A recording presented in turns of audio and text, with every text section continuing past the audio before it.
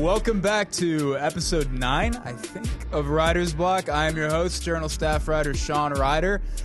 Today, we have a great conversation with Tucson Daily Star, Arizona beat reporter Justin Spears. He's also the co-host of Spears and Ali on ESPN Radio out there in Tucson.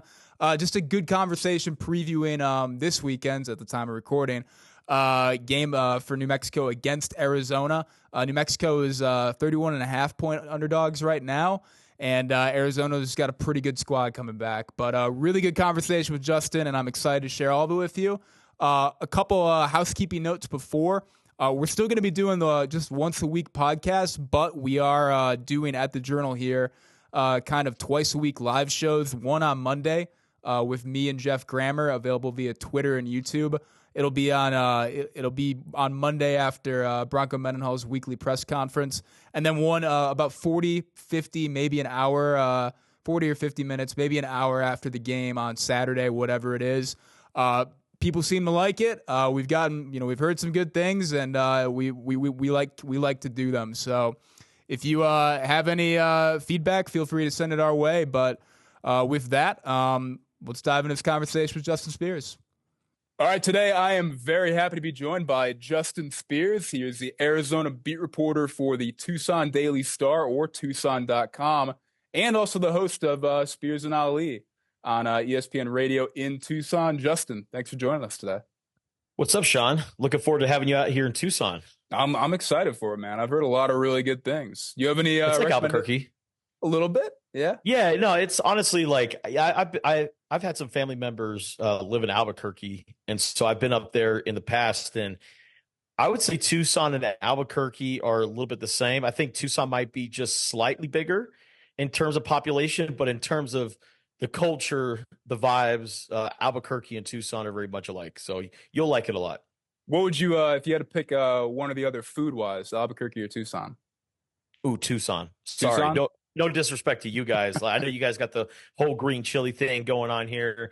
We appreciate you guys for bringing Blake's Lotta Burger out here to Tucson. One of my favorite burger joints out here, and I appreciate that. But as far as the Mexican food scene, just the number of options that you can have, I think Tucson, Arizona is one of the best in the country. I think it's one of two gastronomic cities or something like that, and the other one being San Antonio. So when it comes to food, we take great pride in that out here in the old Pueblo. All right, well, I'm excited to get some of it this weekend, but on the note of the game and kind of all, the changes that have happened at Arizona that you've kind of bared witness to, I wanted to start with this. Obviously an Arizona program that's won 10 games last season, won the Alamo Bowl, one of the better stories and more entertaining teams in all of college football, and seemed like a lot of momentum, and then it just kind of came to a screeching halt in January. Jedd Fisch up and leaves for Washington. I got to ask, what was it like covering all that? It was absolutely insane. It was badass because this year exceeded last year, the 2023 season exceeded a lot of people's expectations, including my own. Arizona strategically built the program kind of brick by brick and really ramped it up. And it went from 1-11 in year one under Jedd Fisch to then 5-7. And then the expectations in the 2023 season was Arizona just get to a bowl game, go 6-6, go 7-5, just meet that threshold, compete in the postseason, job well done. I know people out here in Tucson have high expectations when it comes to the basketball program. It's always Final Four bust every single year. But the football program, all you got to do is just get to a bowl game, and people out here are happy. And so the expectations were, hey, get to the bowl game.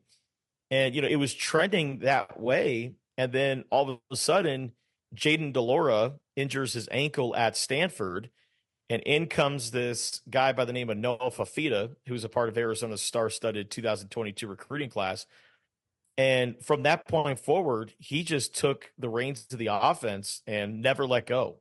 And Arizona, the next two games after that game against Stanford, they went toe-to-toe with the national runner-up in Washington and USC, which had the Heisman Trophy winning quarterback in Caleb Williams. And they lost to those two teams by a combined 9 points. So we're talking about a team that was contending for a national championship. The other one is pretty good in USC, that has the Heisman Trophy winner and the number 1 overall pick in Caleb Williams. And for Arizona to square off with those teams, it showed Arizona and also showed the rest of the country that, Arizona ain't a bad team. Arizona went into that USC game as 3 touchdown underdogs, and they lost 43-41 in triple overtime. And so from that point forward, Arizona really believed in themselves. And then the following week, they went to Washington State, housed those guys by 38 points. And they've won 7 straight games since then, including the Alamo Bowl in San Antonio. And Arizona just caught this magic and became one of 4 Arizona teams to win 10 games in a season.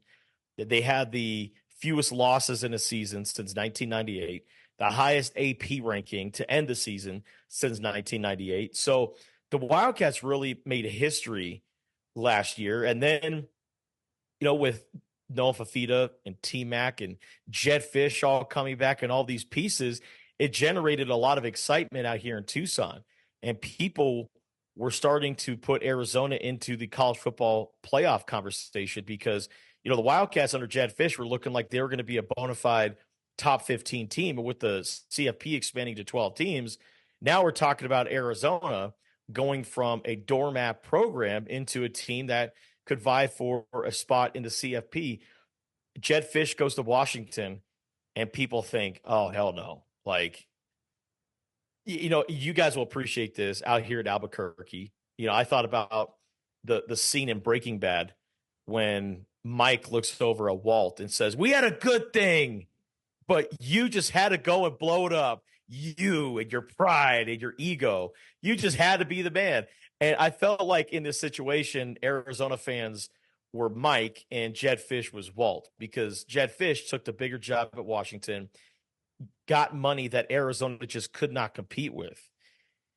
And with Washington's roster being gutted from last year and so many spots open, a lot of people out here, including me, thought, man, Jed is just going to gut this Arizona team. And he's going to take all these guys and move them to Seattle. And the magic that Arizona had in 2023 is going to be recreated in freaking Seattle, Washington, of all places, and not Tucson, Arizona. But then 2 days after Jed was hired, they brought in Brent Brennan, who is a Dick Tomey disciple. And for those who don't know, Dick Tomey is the winningest head coach in Arizona football history from the 90s. And, Brent Brennan was a graduate assistant under Tomey in 2000. And so they bring this guy in from San Jose State. And, you look at his record at San Jose State, you're going to be like, God, this guy's not good at all. But think about it. It's San Jose State. It's very hard to win at a program like that. Brent Brennan had to do a lot of fundraising himself. He had to do so much work that he doesn't have to do at Arizona to keep San Jose State as one of the top teams in the Mountain West. And winning 7 games in back-to-back seasons at San Jose State is very hard to do. I don't care who you are. And Kenny Matalolo is about to find out how hard it is to coach at San Jose State. But if there's any coach that's willing or capable of coaching at San Jose, it's Ken, who did his thing over at Navy, because that's a very hard place to win as well. But, Brent Brennan came over after his time at San Jose State. And in just 2 days, he was able to convince Noah Fafita and Tetairoa McMillan, the 2 stars, the 2 faces of the franchise, to stay at Arizona. And, players have a really good BS meter. They can tell whether or not a coach is being counterfeit or being real. And the fact that Brent Brennan pitched the vision of Arizona in 2024 to these guys, I think it really says a lot about his character. And I also think it says a lot about the maturity of Noah Fafita and Tetairoa McMillan, because in today's age of NIL and the transfer portal, these guys were facing multi-million-dollar deals by going to the SEC or going to the Big Ten, or maybe even going to Washington and following Jed Fish. But legacy, family, that kind of stuff was important to them. And it's so funny. I go back and I think about the end of that Alamo Bowl, and I asked Jed Fish about how this win sets Arizona up for next year. And he knew that other programs were trying to poach his players and try to lure them away with NIL money. And Jed said, why would you chase the money and go somewhere else? Why wouldn't you just double down here, be great, and then go carve out a NFL career? And then for him to stop what he was doing at Arizona and chase the check, to me, they didn't say this, but Noah Fafita and T-Mac and Jacob Manu and Takario Davis, those guys all looked at Jed and were like, you know what? Yeah, you're right. Why would we chase the money and go elsewhere when we could just kind of finish off what we started here? And there's something great that's in Tucson right now.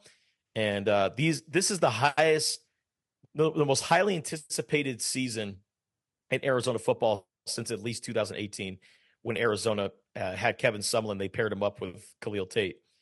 BYU put the kibosh on that real quick, and Arizona wasn't really able to get any sort of magic going. But, man, these guys, Noah Fafita, T-Mac, Jacob Manu, no matter what happens this year, they're going to be legends in Tucson for a long time. Now it's just finally awesome to see it all get back on the field and get this season going. First step is against those damn New Mexico Lobos, who showed a lot of fight in that game against Montana State. Arizona, even though they're 30-point favorites, they look at New Mexico as a team that's very well coached. Bronco Mendenhall is a great coach. He has a lot of experience, and I was really surprised with what I saw out of New Mexico on Saturday. I think that they're going to get creative with their blitzes. I don't think they're going to have a delayed blitz on the right side against Jonas Savianaya, who's a first round pick. That's going to be really tough, but there is a vulnerable spot on the left side. Arizona's got Rhino Tapatotai, who's replacing Jordan Morgan at left tackle. He's making his first collegiate start. So good luck, kid. New Mexico's going to bring it. They're going to, be crafty with it. I'm hoping that it's going to be a good game, but man, I'm just excited that college football's back. Yeah, and I wanted to build kind of on, talking about that coaching transition. You mentioned it about 48 hours later. It was Brent Brennan's going to be the guy. And I remember seeing on Twitter a lot of people that didn't have a great feel for San Jose State football and didn't have a great feel for what Brent Brennan did, being like, why would they hire this guy? This guy barely has, I don't even know if he left San Jose State with a winning record, to be honest with you. And no, he did not. He did not. No. And why would you hire this guy? And it's like you said. I mean, the job he did at San Jose State to have them in contention for a Mountain West title last year, win that one COVID season. What have you seen him bring to Arizona that maybe differentiates from what Jed Fish did? And how have you just kind of seen him make it his own program at this point? Yeah, I think that, it's player run with Noah Fafita and Tetero McMillan, and Brent Brennan will be the first one to say that, the players are what make the team. So he's done a great job of really letting those guys be the face of the program and really taking a step back and just trying to coach and be about ball. Now, the one thing I will say that's different about him and Jed Fish is that he's definitely more reserved. Like, he's more low key, not so rah. And I don't know if it's because of circumstance or is that just who they are. When Jed Fish was first hired, he had to sell Tucson, Arizona, and Arizona fans and other people who could potentially be interested in Arizona football. He had to sell them on hey, I know this is a team that's riding a losing streak. I know this team sucks. Like, they are arguably the worst team in FBS, but buy into this team now because it's going to be great. And it's going to, here in just a short time, it's going to turn around, and Arizona football is going to be the hottest ticket in town. Arizona went 1-11 in Jed Fish's first year. They were riding a 20-game losing streak. They had to have Cal essentially be depleted of COVID. They had all sorts of players out for COVID reasons, and Arizona squeaked out a 10-3 win against Cal. That's what snapped the 20-game losing streak. So Jed Fish was really a showman. He was a guy who pitched Arizona, sold Arizona on fans, on recruits, and he really built it up. And Brent Brennan was interviewing for that job. People don't really know about this, or I guess it's, been chronicled since then, but, Brent Brennan interviewed for the job in 2020 after Kevin Sumlin was fired. But I think Jed Fish was the right man at the right time because he came in fundraised a bunch of money, dumped it into the Lowell Stevens football facility, which is connected to Arizona Stadium, and made it so state of the art and world class. I mean, they put a barber shop in the football facility. Like Jetfish realized, hey, if we're going to compete at a high level, we got to put a bunch of money into our facilities and keep up with the Joneses here. And so I think Jetfish was great at that. He also brought in a bunch of NFL coaches to practices and stuff like that. So every now and again, you might see a Pete Carroll, you might see a Sean McVay, you might see a Bill Belichick. Like there's a photo out there of Bill Belichick wearing the Block A visor and Block A polo. Like if you showed me that a few years ago, I would have thought like that was easily Photoshop. Like that's totally AI. But he brought those kind of figures in. And, Brent Brennan has brought in some notable coaching figures, but it's not as in your face as it was with Jed. And I think that Brent Brennan, he doesn't really need to promote the program. Like I said, Jedfish had to because Arizona sucked. With this year's Arizona team, there's already so much natural media attention because of Noah Fafita and T-Mac and those guys' decisions to stay at Arizona. So I think that's the biggest difference between those two guys. I think they're both great, but I think that Brent Brennan definitely has a more reserved approach than Jed Fish. And as far as like on the field coaching, Jed Fish was all about the NFL. He was all about limiting Arizona's wide receivers to just 3 guys. Brent Brennan, being a former wide receivers coach and a guy who's coached collegiately for a while, he's like, no, we're going to put out like 7 or 8 wide receivers. We're really going to open up this rotation. And I'm really curious to see how that works out this year. And you mentioned, bringing in some notable coaching figures and all that. Dino Babbers, former head coach at Syracuse for a good chunk of time, is now the OC. Brennan obviously has a really good offensive pedigree and all that. That's where his background is. But, Bronco Mendenhall kind of mentioned it this week. It's been hard to figure out what they're going to do offensively. They're just trying to get intelligence headed into Saturday. What have you seen out of this Arizona offense schematically and what they want to do and how it might be different from last year?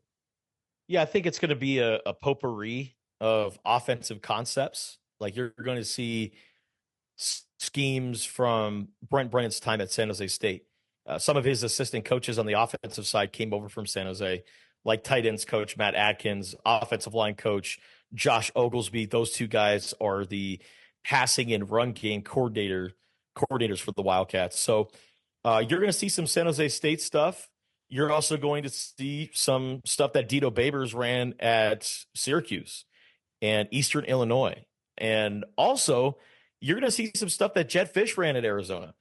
When Brent Brennan first got to Arizona and he realized that Noah Fafita and T-Mac were going to stay, they were finally able to get down to the X's and O's side of it. He picked their brain and said, what worked for you guys last year? What are some concepts, some verbiage that we have to incorporate? So they really compromised and met in the middle.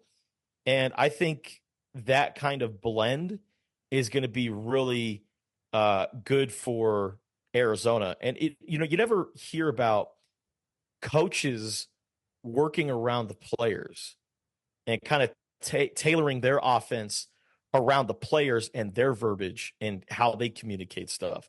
I think that's very rare.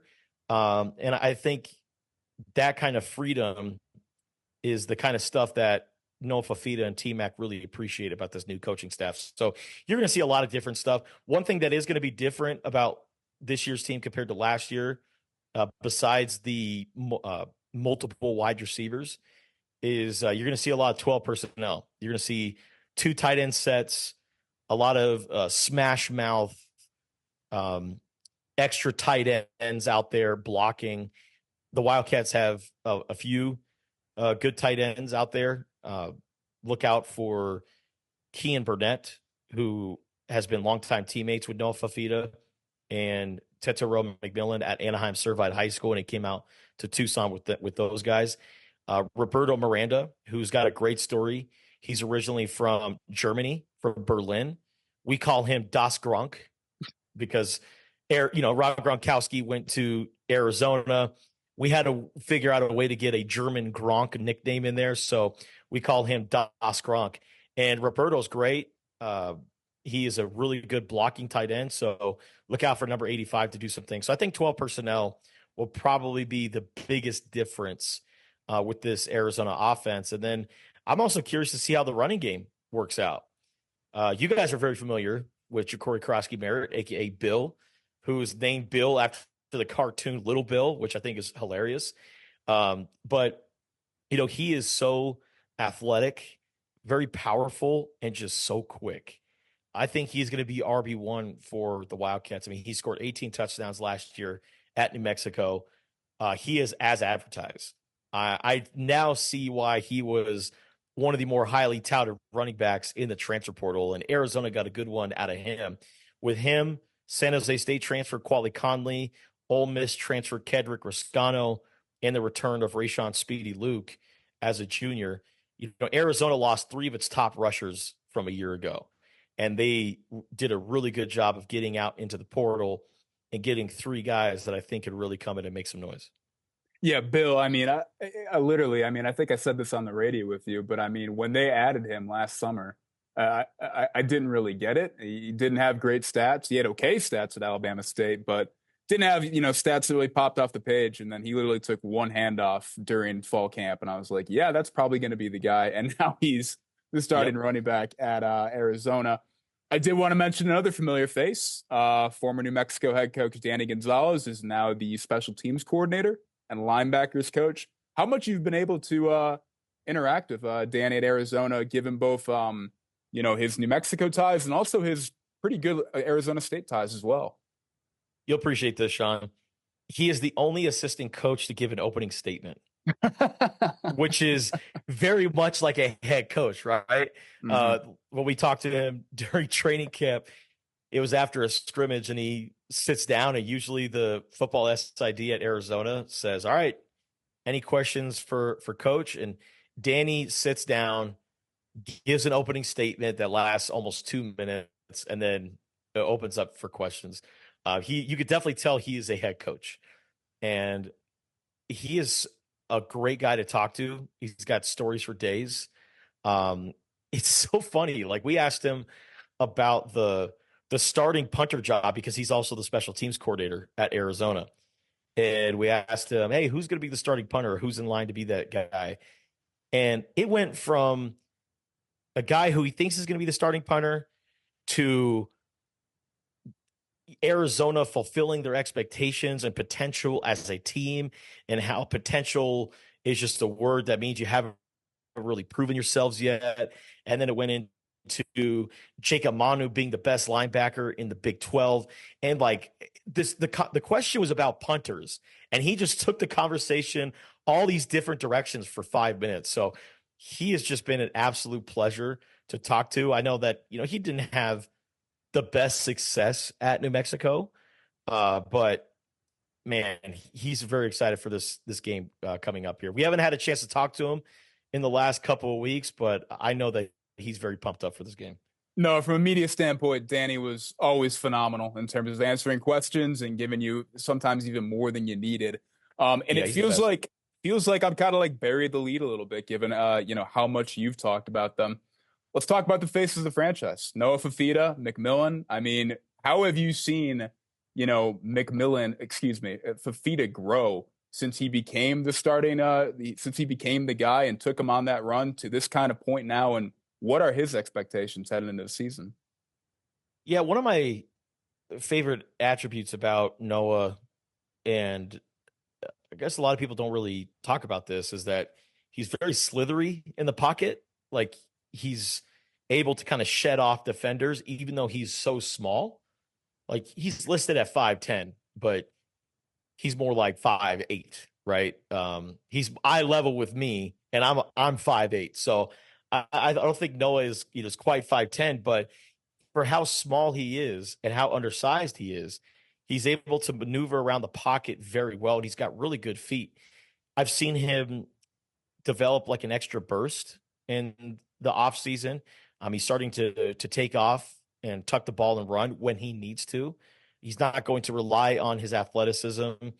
He's very patient, but I think he has grown so much as a quarterback. And I think when he first got to Arizona, he was so focused on getting his opportunity and becoming the quarterback. And now that he became the quarterback, he got another opportunity to galvanize the team and really set the tone as the leader of Arizona football. When he came in last year, yeah, he took over the reins of the offense and he became the starting quarterback. But there were other leaders that Arizona relied on last year. And then with the coaching change, with this transition, he became the face of the franchise. So on the field, he's gotten quicker. His passes have also gotten some juice on it. He's got some torque on the ball, but I think the off the field element, leading the team, has carried into his leadership on the field, and those guys rally around that guy. As far as quarterbacks leading the team, I haven't seen anything like it at Arizona. And Dino Babers, the offensive coordinator, has said, there are two guys that are the best at leading, and Noah might actually be the best. And the other one is Jimmy Garoppolo, who he coached at Eastern Illinois. So the fact that Noah Fafita is being praised like that, and he hasn't even played a game with this new coaching staff, says a lot about the guy. Wide receiver Teteroa McMillan also went to Servite with Fafita, and also with one current New Mexico player, defensive back Noah Avenger. I was talking to Noah about him yesterday, and we were just, telling absurd. He was telling me absurd McMillan stories. They played like Matter Day one, like Avengers senior year, and I think it was, would have been McMillan's junior year. And he got, defenders trying to get him. Had 6 DPIs flagged on him. Just an absurd talent at that level, and an absurd talent, at this level as well. How have you seen him also just kind of take on that mantle and kind of help lead the team throughout? He is the highest rated signee in the modern recruiting era in Arizona football history. I say modern recruiting era because Arizona had some pretty nice players coming in the 80s and the 90s, but they didn't have the stars and the rankings and all that back in the day. But he came in as essentially a borderline 5-star player, and he has exceeded all expectations, and now he's 1,248 yards away from becoming Arizona's all-time receiving yards leader. So if he's got another big season this year, then he will statistically go down as the greatest wide receiver of all time. But I think that when it's all said and done, he is the best receiver in program history, and he might actually be the best player in program history. That's how big time he is. He is a projected top 10 pick, according to some NFL mock drafts. He is 6'5". He's got uber athleticism. And this is what you need to know about T-Mac. The man is good at everything. Like, they go out and bowl as a team, like bowling, and he is bowling in the 200s. He's beating everybody.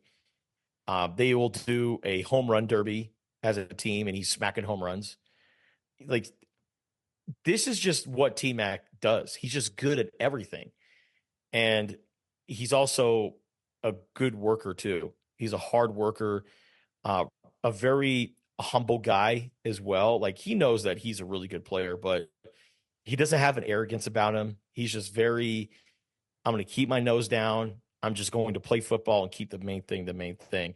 And his personality and who he is and the people that he has in his circle, T-Mac is going to be playing football for a long time.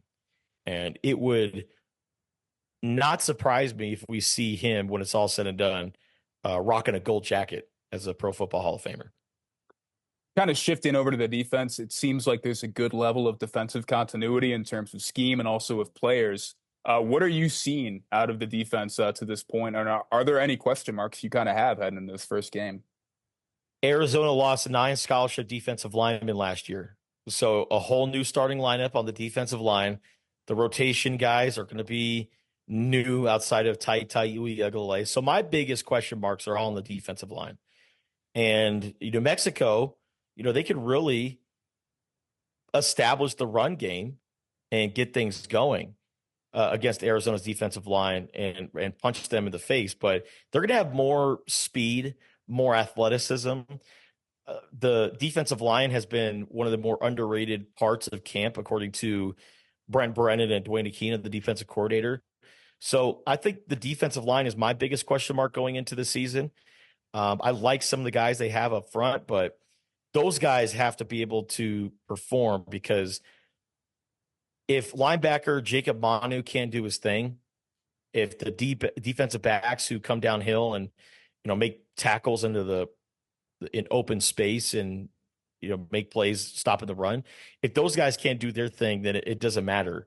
Arizona's defense is going to struggle this year, but I really, really like what they got. I like Jacob Manu, who led the Pac-12 in tackles last year, is a preseason All Big 12 selection. Takario Davis at cornerback is an absolute ball hawk, had 16 pass breakups last year. If some of those turned into interceptions, maybe we're talking about him being an All-American. He's another guy that's projected as a first-round pick in some mock drafts.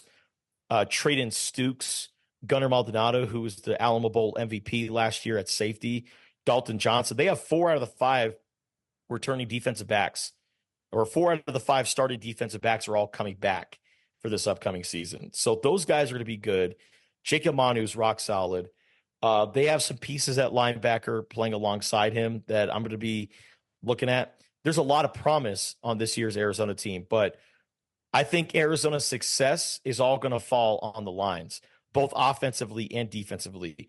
There are some moving parts in both of those units. If they can kind of do what they did last year, then we're talking about Arizona maybe putting together another 10-win season. But offensive, defensive line, that's going to be the key to Arizona's success. I'll kind of wrap it up with this. Do you have a formal prediction for Saturday's game? Good teams win. Great teams cover. New Mexico is a great team. So I'm going with them covering, but I got the Wildcats winning handily. I'm going Arizona 42, New Mexico 14. Okay. Well, Justin, I really, really appreciate your time, and I love the coverage you've done out there, man. It's been really fun to read. Justin, thanks for coming on today, man. Appreciate you.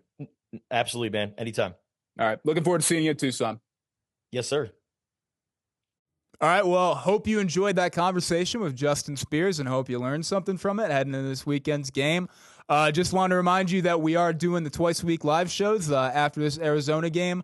You'll be able to find me and Jeff Grammer about 30, 40, 50 minutes after the game on Twitter, or I should say X, or YouTube Live, and you'll be able to watch. It'll be a little bit late here, but you'll be able to watch those shows a pre-recorded function after on Twitter or on YouTube. So thanks again for listening today, and hope you enjoy the game this weekend.